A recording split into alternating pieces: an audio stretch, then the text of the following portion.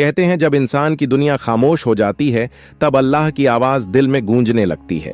जब चारों तरफ से उम्मीदें टूट जाती हैं तब एक ही दरवाजा रह जाता है, यकीन का। और वो यकीन अगर अल्लाह पर हो तो समझो रास्ता नहीं, पूरा समंदर बन जाता है। ये कहानी है एक ऐसे शख्स की जो दुनिया के अंधेरों में भटकते हुए जब गमों की गहराई में डूबा तो उसे सिर्फ एक ही डोरी ने बचाया, अल्लाह पर उसका कामिल यकीन। शहर लखनऊ की तंग गलियों में एक पुरानी सी कोठरी थी जहां रहता था ज़ियाउद्दीन, एक दर्जी जिसकी सिलाई की दुकान एक टूटी छज्जे के नीचे लगती थी। उम्र तकरीबन 45, चेहरे पे झुर्रियां, आंखों में थकन और दिल में ढेर सारा सब्र। लेकिन उसकी सबसे बड़ी दौलत थी उसका यकीन। ज़ियाउद्दीन के पास जिंदगी में ना तो बड़ा मकान था, ना महंगी दुकान, ना कोई खास रिश्तेदार। बीवी 5 साल पहले इंतकाल कर चुकी थी। एक बेटा था फरहान जो अब तालीम पूरी कर रहा था। लेकिन हालात ऐसे कि फीस देना भी मुश्किल होता जा रहा था। उस रोज जब सुबह की नमाज पढ़कर ज़ियाउद्दीन अपनी दुकान पे पहुंचा तो देखा कि दुकान की दीवार पिछली रात की बारिश से गिर चुकी थी। मशीन भी भीगकर खराब हो चुकी थी। वो कुछ लम्हों के लिए वहीं बैठ गया, हाथ उठे, आंखें बंद और होंठों से सिर्फ एक ही जुमला निकला, या रब तू ही काफी है। लोगों ने कहा, अब तू क्या करेगा जिया मियां? दुकान गई, बेटा कॉलेज छोड़ देगा, अब रोटियां कैसे चलेंगी? लेकिन ज़ियाउद्दीन की आंखों में अजीब सी शान थी। उसने कहा, जो रिज़्क़ देता है वो अभी जिंदा है और जब तक अल्लाह है तब तक मेरा डर मुझसे दूर रहेगा। अगले ही दिन उसने अपने पुराने दोस्त नफीस चचा से एक पुरानी मशीन उधार ली। दुकान की टूटी दीवार को खुद अपने हाथों से ईंटें जोड़कर ठीक करने लगा। लोगों ने मजाका उड़ाया, देखो बूढ़ा दर्जी अब मिस्त्री बन गया। मगर ज़ियाउद्दीन मुस्कुराता रहा। हर ईंट रखते वक्त उसके होंठों पर दुआ होती, या अल्लाह ये मेरी मेहनत नहीं, तेरा फजल है, तू कबूल फरमा। उस हफ्ते ज़ियाउद्दीन की दुकान पर कोई ग्राहक नहीं आया, मगर वो रोज बिस्मिल्लाह कहकर दुकान खोलता, 2 रकत नमाज पढ़ता और एक कुर्सी पर बैठकर तस्बीह करता रहता। बेटा फरहान भी मायूस होकर कहता, अब्बू कुछ और सोचिए, ये सिलाई का काम अब नहीं चलेगा। लेकिन ज़ियाउद्दीन ने फरहान के कंधे पर हाथ रखकर कहा, बेटा अल्लाह ताले की चाबी देर से देता है, लेकिन जब देता है तो दरवाजा नहीं, पूरा खजाना खोल देता है। फरहान चुप हो गया। अगले दिन जो हुआ उसने कहानी का पहला मोड़ ला दिया। शाम के वक्त एक बड़ी गाड़ी दुकान के पास आकर रुकी। उसमें से एक औरत उतरी, बुर्का पहने हुए, चेहरे पर नूर और आंखों में गम। उसने ज़ियाउद्दीन से पूछा, क्या आप बच्चों के कपड़े भी सिलते हैं? ज़ियाउद्दीन ने अदब से सर झुकाया, जी बीबी, बच्चा हो या बड़ों का कपड़ा, हर टांका दुआ के साथ डालता हूं। औरत ने कहा, मेरे बेटे का जन्मदिन है और मैं चाहती हूं कि वो जोड़ा आप ही सिए, मगर पैसे अभी नहीं दे सकती, अगले महीने दूंगी। ज़ियाउद्दीन ने मुस्कुराकर जवाब दिया, बीबी हर सिलाई से पहले मेरा हिसाब ऊपर वाला करता है, आप फिक्र न कीजिए, जोड़ा तैयार होगा और बखूबी होगा। अगले 2 दिन ज़ियाउद्दीन ने जैसे इबादत की तरह उस बच्चे का जोड़ा सिया। रेशमी कपड़ा, महीन कढ़ाई और हर टांके में एक दुआ पिरोई, या अल्लाह इस बच्चे की जिंदगी में बरकत दे, इसे नेक राह पर चला। बेशक कपड़े छोटे थे, लेकिन ज़ियाउद्दीन का तजुर्बा बड़ा था। उसने हर टांके में वो मेहनत डाली जो अक्सर लोग शोहरत कमाने में लगाते हैं। तीसरे दिन वो औरत फिर आई, इस बार गाड़ी से नहीं, पैदल। चेहरे पे पर्दा वहीं था, लेकिन आवाज में नम्रता और आंखों में सुकून। जोड़ा हाथ में लिया, देखा और बस एक लम्हे के लिए खामोश हो गई। फिर धीरे से कहा, आपका शुक्रिया, मेरे बेटे के लिए आपने जो किया वो शायद उसके अपने भी न करते। ज़ियाउद्दीन ने बस इतना कहा, बीबी मैंने कुछ नहीं किया, ये तो मेरा फर्ज था। आप बस बेटे को अच्छे इंसान बनाइए, यही मेरी मेहनत की असली मजदूरी होगी। वो औरत कुछ कहे बिना जाने लगी, मगर जाते वक्त एक कागज का लिफाफ छोड़ गई। जब ज़ियाउद्दीन ने उसे खोला तो उसमें 20,000 रुपये थे और साथ में एक चिट्ठी। जिस यकीन से आपने मेरे बिना पैसों के ऑर्डर लिया, उसी यकीन ने मुझे मेरा अल्लाह याद दिला दिया। मैं हूं नसीमा बानो, शहर की सबसे बड़ी स्कूल ट्रस्ट की चेयरपर्सन।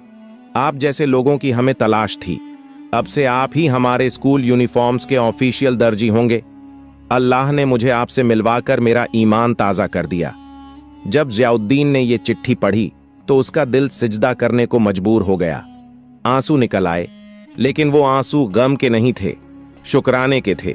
उसने सुबह की नमाज पढ़ी और फरहान को आवाज दी, बेटा, अल्लाह का वादा कभी झूठा नहीं होता। देख, बिना मांगे उसने वो दे दिया जो हम सोच भी नहीं सकते थे। फरहान ने वो चिट्ठी पढ़ी और चुपचाप अपने अब्बा से लिपट गया। अब्बू, मुझे माफ कीजिए। मैंने आपसे कहा था कि सिलाई का काम अब नहीं चलेगा, लेकिन आज समझ आया कि जब काम में अल्लाह का नाम हो तो वो काम कभी बंद नहीं होता। कुछ ही हफ्तों में ज़ियाउद्दीन की छोटी सी दुकान के बाहर स्कूल यूनिफॉर्म्स की भीड़ लगने लगी। शहर के कई स्कूलों ने नसीमा बानो की सिफारिश पर उसी से सिलाई का काम शुरू कर दिया। पुरानी मशीन अब 4 मशीनों में बदल गई थी। फरहान ने अब्बा के साथ बैठकर ऑर्डर का हिसाब किताब संभालना शुरू किया, लेकिन अभी सफर खत्म नहीं हुआ था, क्योंकि कुछ हफ्तों बाद नसीमा बानो ने ज़ियाउद्दीन को एक चाय की दावत पर बुलाया और वहीं पर रखा अगला इम्तिहान। ऐसा इम्तिहान जो सिर्फ सच्चे यकीन वालों का होता है। सुबह कुछ अलग थी। हवा में सुकून था और ज़ियाउद्दीन की दुकान पर रौनक।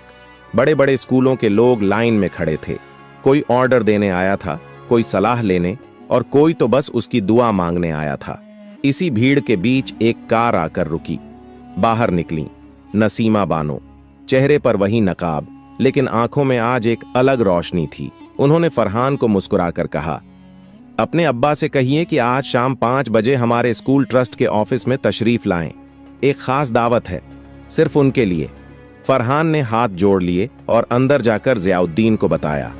ज़ियाउद्दीन सोच में पड़ गया। क्या ये किसी नए काम का सिलसिला है या फिर कोई और इम्तिहान? शाम हुई। ज़ियाउद्दीन ने अपना साफ कुर्ता पायजामा पहना, सिर पर टोपी रखी और दुआ पढ़कर निकला। जब वो स्कूल ट्रस्ट पहुंचा तो अंदर एक बड़ी मेज पर 7-8 लोग बैठे थे। सब बड़े ओहदे के लोग, स्कूलों के प्रिंसिपल, ट्रस्ट के मेंबर और बीच में नसीमा बानो। ज़ियाउद्दीन ने अदब से सलाम किया और एक कोने की कुर्सी पर बैठ गया।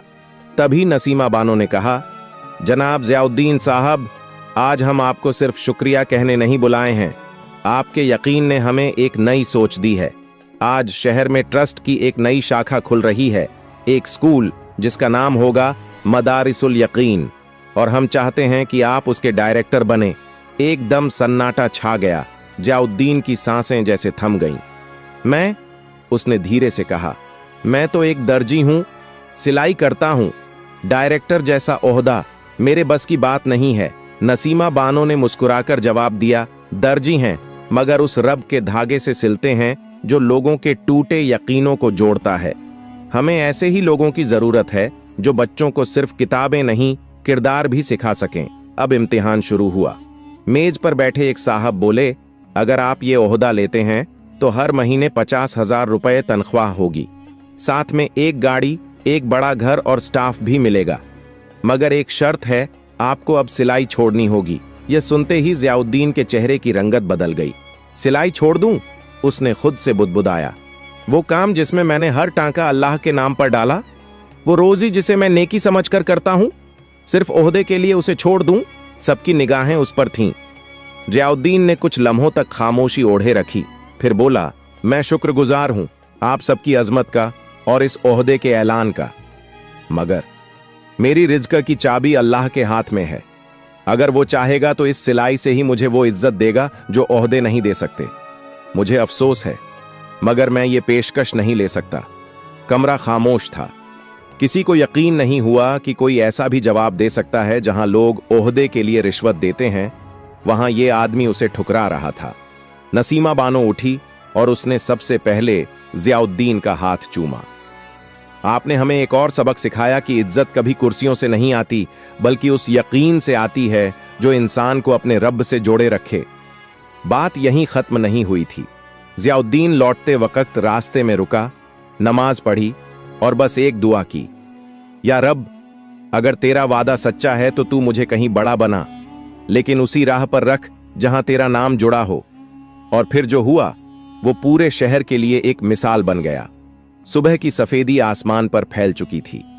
जियाउद्दीन ने रोज की तरह अपनी दुकान खोली, सफाई की, चटाई बिछाई और तस्बीह हाथ में लेकर बैठ गया। दुकान के बाहर वहीं टूटा हुआ बैनर लटक रहा था जिस पर अब फेडेड अक्षरों में सिर्फ दर्जी लिखा था, मगर उसके अंदर की नीयत उतनी ही चमकदार थी। कुछ ही देर में एक अजनबी नौजवान दुकान पर आया। हाथ में एक पुराना थैला था और कपड़े का गट्ठर। उसने झुककर सलाम किया और बोला, हजरत, मेरी बहन की शादी है, 2 जोड़े सिलवाने हैं, मगर पैसे अभी नहीं हैं। शादी के बाद लौटा दूंगा अगर मंजूर हो तो। जियाउद्दीन ने बिना आंख उठाए कहा, कपड़े दे दो बेटे, और शादी के दिन मेरी तरफ से एक दुआ और जोड़ा और रहेगा तो हफे में। नौजवान हैरान हो गया। उसने कहा, मगर आप मुझे जानते नहीं। मैं जियाउद्दीन मुस्कुराया। बेटा, जिसे अल्लाह जानता है उसे जानने के लिए मुझे नाम की जरूरत नहीं। नौजवान चला गया। उसी वक्त एक बच्चा दुकान के बाहर खड़ा हो गया, नंगे पांव, फटे कपड़े और नजरें सीधे जियाउद्दीन की सिलाई मशीन पर। जियाउद्दीन ने इशारे से पास बुलाया और पूछा, भूख लगी है? बच्चे ने गर्दन हिलाई। जियाउद्दीन दुकान बंद कर सीधे पास की होटल ले गया। 2 पराठे और 1 कटोरी दाल मंगाई। बच्चा खाते वक्त रो पड़ा। बोला, अम्मी बीमार हैं और 3 दिन से मैंने कुछ नहीं खाया था। जियाउद्दीन ने उसे 2 और पराठे बांध दिए और पूछा, कहां रहते हो? बच्चा बोला, मकान नहीं है। प्लेटफॉर्म पर शाम को जियाउद्दीन अपनी कमाई से दवाई ले आया और बच्चे को घर ले गया। छोटा सा कमरा लेकिन बड़ा दिल। और वहीं से एक नया सिलसिला शुरू हुआ। अगले कुछ दिनों में दुकान पर कई लोग ऐसे आने लगे। कोई बीमार मां का इलाज कराने आया, कोई बेरोजगार बेटा, कोई बेटी के निकाह की फिक्र में डूबा बाप। सबका एक ही ठिकाना जियाउद्दीन की दुकान, और सबके लिए एक ही जवाब, अल्लाह देगा। एक दिन शहर के मशहूर पत्रकार सलीम साहब वहां से गुजरे। भीड़ देखी तो रुके। पूछा, क्या यहां कोई एनजीओ चल रहा है? लोगों ने कहा, नहीं, यहां एक दर्जी है जो खुदा के नाम पर लोगों की मदद करता है। सलीम साहब अंदर गए और जियाउद्दीन से बात की। पूछा, आपका नाम, आपका मिशन क्या है? जियाउद्दीन ने सिर्फ इतना कहा, नाम जियाउद्दीन है और मिशन बस किसी के चेहरे पे मुस्कान लाना अल्लाह की मर्जी से। अगले ही हफ्ते अखबार के पहले पन्ने पर छपा, एक दर्जी जो अल्लाह के नाम पर सीता है और लोगों के दिल जोड़ता है। शहर गूंज उठा। लोग दूर दूर से मिलने आने लगे। कुछ मदद देने आए, कुछ सीखने और कुछ सिर्फ उस दरवाजे को देखने जहां से कोई खाली हाथ नहीं लौटा। बिना बोर्ड बदले, बिना नारा लगाए, वो दुकान अब यकीन का मरकज बन चुकी थी। और जियाउद्दीन एक दर्जी से बन चुका था उस रब का बंदा जो बांटता नहीं था लेकिन देकर दुनिया बदलता था। दुकान अब भी वैसी ही थी, छोटा सा कमरा, पुरानी लकड़ी की मेज, सिलाई मशीन और दीवार पर लटके 2 तस्बीह। लेकिन अब वहां भीड़ कुछ अलग थी, ना कपड़े सिलवाने की, ना पैसे उधार मांगने की, बल्कि एक नजरिया देखने की, एक सोच छूने की। सुबह सुबह एक दाढ़ी वाले बुजुर्ग आए। उनका चेहरा किसी आलिम की तरह रोशन था।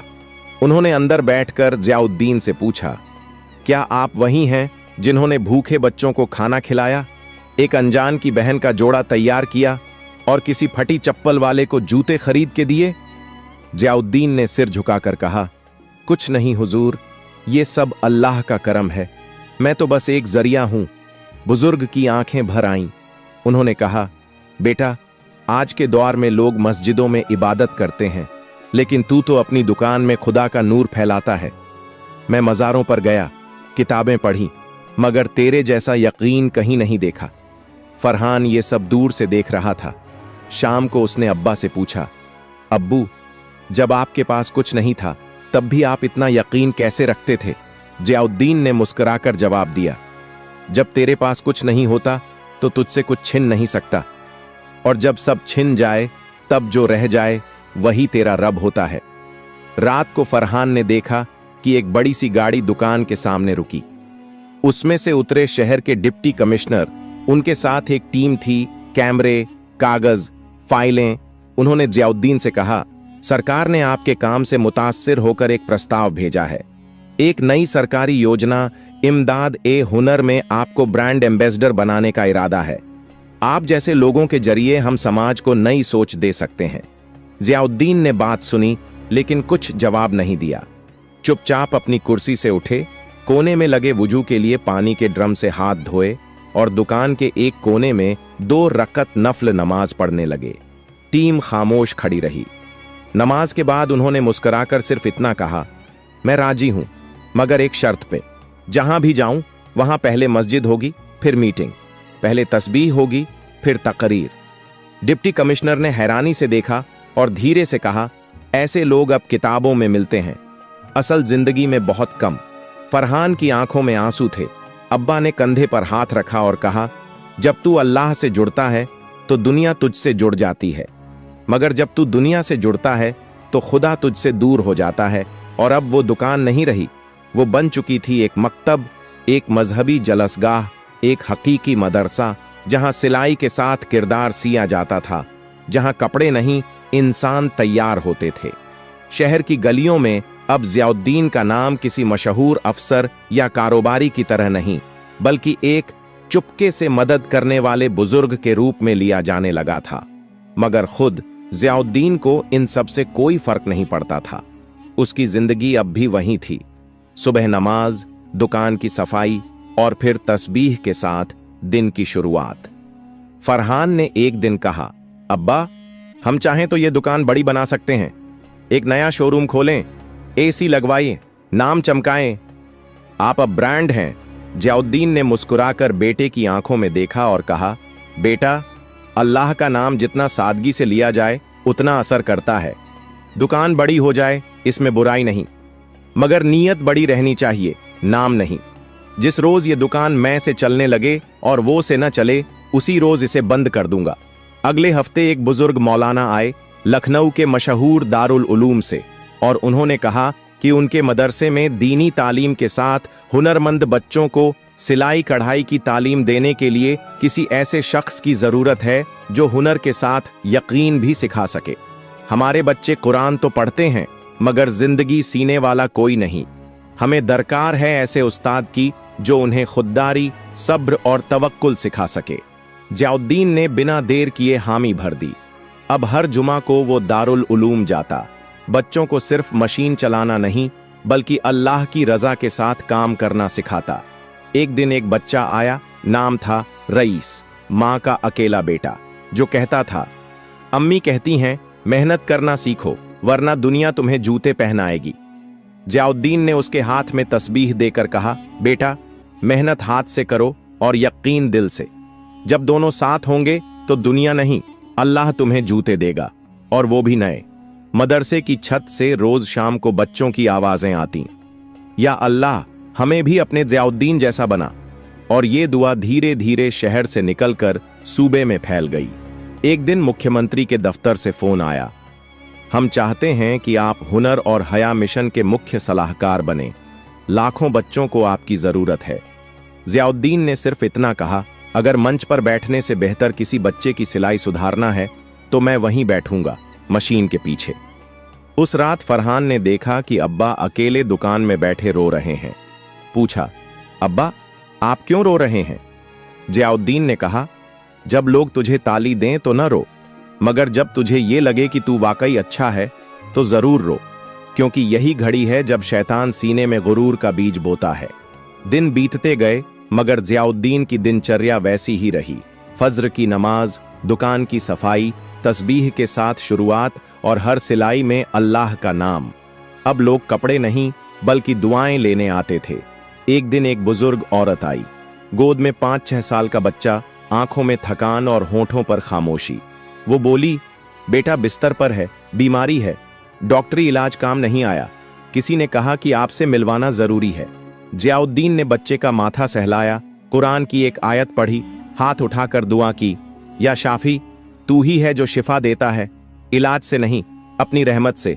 और फिर बच्चे की मां से कहा, रोज सुबह एक चुटकी मिट्टी इस दुकान की दे जाना और उसके सिरहाने रख देना, दवा से नहीं यकीन से फर्क आएगा। 3 दिन बाद वही औरत दौड़ती हुई आई, बच्चे को गोद में लिए हुए। बच्चा मुस्कुरा रहा था, उठकर बैठ गया था।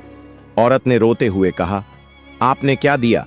ज़ियाउद्दीन ने जवाब दिया, मैंने कुछ नहीं दिया, अल्लाह ने लिया हुआ यकीन वापस कर दिया। अब रोज दुकान के बाहर एक छोटा लंगर लगने लगा, 2 पराठे, 1 कटोरी दाल और 1 प्याला पानी, हर भूखे के लिए। कोई पूछता, कौन देता है ये सब? लोग जवाब देते, एक दर्जी जो दरवाजा नहीं खोलता, दिल खोलता है। फरहान अब दुकान में बराबर बैठता था। जियाउद्दीन ने उससे कहा, बेटा, ये दुकान अब सिर्फ हमारी नहीं, ये हर उस इंसान की है जो भूखा, बेसहारा या टूटा हुआ है। इसे नाम से नहीं, काम से जिंदा रखना। एक दिन एक बुजुर्ग तिब्बी हकीम आए। उन्होंने कहा, मैंने कई मर्जों का इलाज किया है, लेकिन यहां जो रूहानी सुकून है वो कहीं नहीं मिलता। क्या मैं कुछ वक्त यहां बैठा करूं? जियाउद्दीन ने मुस्कुराकर कहा, जब जगह अल्लाह के जिक्र से पाक हो जाए तो वहां हर दिल को आराम मिलता है। अब दुकान एक नई शक्ल लेने लगी थी, एक आध्यात्मिक अड्डा जहां लोग दुआ, मशवरा, तस्बीह और तवक्कुल लेने आते थे। सिलाई अब भी होती थी, मगर साथ साथ रिश्ते भी सिए जाते थे। एक शाम फरहान ने पूछा, अब्बा, क्या आप चाहते हैं कि यह दुकान बड़ी हो, नाम फैले? जियाउद्दीन ने कहा, नाम अगर फैले तो अल्लाह का फैले, और दुकान अगर बड़ी हो तो किसी भूखे के साए से बड़ी ना हो। दोपहर की तेज धूप थी। जियाउद्दीन दुकान के अंदर बैठे सिलाई कर रहे थे। तस्बीह पास ही रखी थी और सिलाई मशीन के हर टांके में उनकी आदत की तरह एक दुआ बुनी जा रही थी। बाहर से आवाजें आती रहती थीं, बच्चे खाना ले जा रहे थे, महिलाएं पानी पीने रुकती थीं, कोई बुजुर्ग आकर कुरान की तिलावत करता था। इसी माहौल में एक चमचमाती एसयूवी गली के मोड़ पर आकर रुकी। गाड़ी से उतरा एक शख्स, उम्र करीब 45, सूट बूट में, आंखों में तेज, हाथ में कीमती घड़ी और जूतों से लेकर चश्मे तक सब कुछ महंगा। आसपास के लोगों ने चौंक कर देखा। उसने सामने खड़े एक बच्चे से पूछा, यही है जियाउद्दीन की दुकान? बच्चे ने मुस्कुराकर कहा, जी हां, मगर दुकान कहिए मत, यह तो अल्लाह का आस्ताना है। वो ताजिर, जिसका नाम रईस अहमद था, दुकान में दाखिल हुआ। अंदर जियाउद्दीन सिर झुकाए काम में लगे थे। बिना सर उठाए ही बोले, आइए बैठ जाइए और बताइए क्या सिलवाना है? रईस अहमद एक पल के लिए ठिठक गया। वो शख्स जिसे पूरे शहर में वीआईपी ट्रीटमेंट मिलता था, यहां बिना देखे ही उसे आम शख्स की तरह बिठा दिया गया। उसने कुर्सी खींची, बैठा और धीमे से कहा, कुछ सिलवाना नहीं है, दरअसल मैं आपको देखने आया हूं। बहुत सुना है आपके बारे में, शहर के हर कोने में आपके कामों की चर्चा है। जियाउद्दीन ने हल्की सी मुस्कान दी, लेकिन सिर अब भी नहीं उठाया। बोले, अगर देखने आए हैं तो देखिए मेरे काम को, मेरी नीयत को। मेरे चेहरे में कुछ नहीं मिलेगा, मैं तो बस एक सिलाई वाला हूं जो रब के नाम पर सुई चलाता है। रईस ने चारों तरफ देखा। कोने में बच्चों के लिए खिलौने, एक तरफ साफ चादरें तह करके रखी थीं जिन्हें जरूरतमंदों को बांटा जाता था, एक तरफ खाने का लंगर चल रहा था और ऊपर टंगी थी सिर्फ एक तख्ती, यहां हर कपड़ा अल्लाह की नजर से सिला जाता है। रईस की आंखें कुछ नम हुईं। उसने कहा, मैंने करोड़ों कमाए हैं, बड़े बड़े शोरूम, गाड़ी, बंगले, लेकिन आज तक चैन नहीं आया। दिल की बेचैनी कम नहीं होती। आज यहां आकर महसूस हुआ कि सुकून जमीन पर बैठकर भी मिल सकता है, अगर नीयत पाक हो। जियाउद्दीन ने अब पहली बार उसकी तरफ देखा, आंखें गहरी लेकिन नर्म। बोले, ताजिर साहब, दौलत कमाने में बुराई नहीं, मगर अगर दौलत दिल के ऊपर बैठ जाए तो सुकून वहीं दम तोड़ देता है। दौलत से रोटी मिलती है, मगर दुआ से बरकत मिलती है, और बरकत वहीं मिलती है जहां दिल नम्र हो और हाथ खुले। रईस ने कुछ सोचते हुए जेब से एक चेक निकाला, 50 लाख रुपए का, और कहा, यह मेरी तरफ से आपके कामों के लिए। आप चाहें तो इससे अपनी दुकान को बड़ा बना सकते हैं, लंगर बढ़ा सकते हैं, जो चाहें। जियाउद्दीन ने चुपचाप चेक देखा और फिर उसे मोड़कर वापस उसकी जेब में रख दिया। साहब, जो लंगर अल्लाह चला रहा है उसे इंसानों की तिजोरी की जरूरत नहीं। अगर आप वाकई देना चाहते हैं तो हर महीने एक गरीब के लिए राशन बांटिए, एक बच्चे की तालीम का खर्च उठाइए या किसी के इलाज का जिम्मा लीजिए। नाम हमारा नहीं, नेकियां आपकी हों। रईस कुछ देर चुप रहा, फिर पहली बार जमीन पर बैठ गया, कुर्सी से नीचे हाथ जोड़कर कहा, आज मैंने एक वली से मुलाकात की है। मैं अब ताजिर नहीं, सिर्फ एक इंसान बनकर जिंदगी जीना चाहता हूं। वो दिन था जब एक अमीर ताजिर ने इस दुकान से लौटते वक्त अपने जूतों से ज्यादा एक तस्बीह को अहमियत दी। अब दुकान में ताजिरों के नाम नहीं पूछे जाते थे, सिर्फ दिल की हालत देखी जाती थी। शाम ढल चुकी थी।